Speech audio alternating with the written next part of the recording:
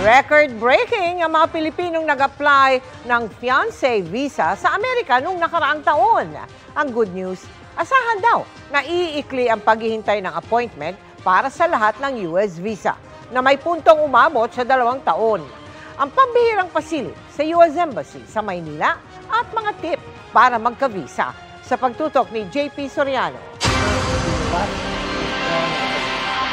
Dito sa US Embassy sa Maynila, kung saan nagaganap ang first step sa ika nga ay the American Dream ng maraming Pilipino. Pila-pila pa rin ang nagpapa-interview para makakuha ng visa. Dahil sa pandemya, umabot sa puntong 2 taon ang hihintayin para mag-appointment ka. Pero sinisikap na raw yang mapaikli.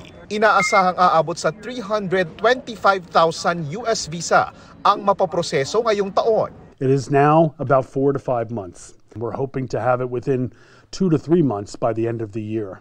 Mas mahaba-haba naman ang paghihintay ng pinitisyon ng asawa, anak o magulang na US citizen. The backlog we have now is in some of the longer-term family reunification visas. Expect probably within the next 6 to 9 months. Kung tourist visa lang para magbakasyon ng dilalagpas sa 6 na buwan sa Amerika, tip ng US Embassy, di kailangan ng napakaraming dokumento tulad ng bank account at waipek ang sulat o endorsement ng kahit sinong politiko. Tiyak daw na di ka madedenay kung may patunay na kailangang umuwi agad sa Pilipinas tulad ng trabaho at pamilya.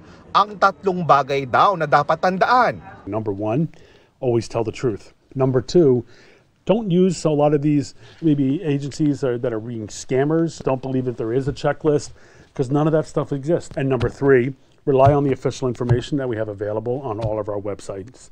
Kung gusto namang magtrabaho sa Amerika, dapat may employer na dahil sila ang mag-a-apply ng visa para sa iyo, hindi ikaw. That means that they, have to have a certain level of skill or certain licenses or certain abilities or talents.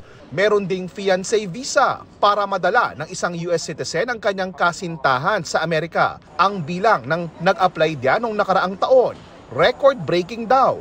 We're issuing record numbers of these. I believe last year was almost 4,900 fiancé visas that we had issued and close to 22,000 of the immigrant visas that we had issued last year.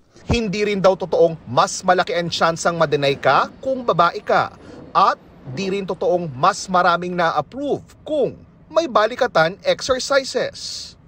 Araw-araw, libu-libong Pilipino nag-a-apply ng US visa na pinoproseso dito sa loob ng US Embassy. At ang announcement simula sa June 17, magkakaroon ng mahigit 1,000 pisong increase para sa US visa application. Para sa GMA Integrated News, JP Soriano, nakatutok 24 oras. Hindi natutulog ang mga balita.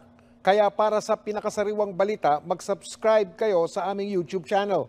Para sa mga kapuso abroad, pwede nyo rin kaming makasama sa GMA Pinoy TV at sa www.gmanews.tv.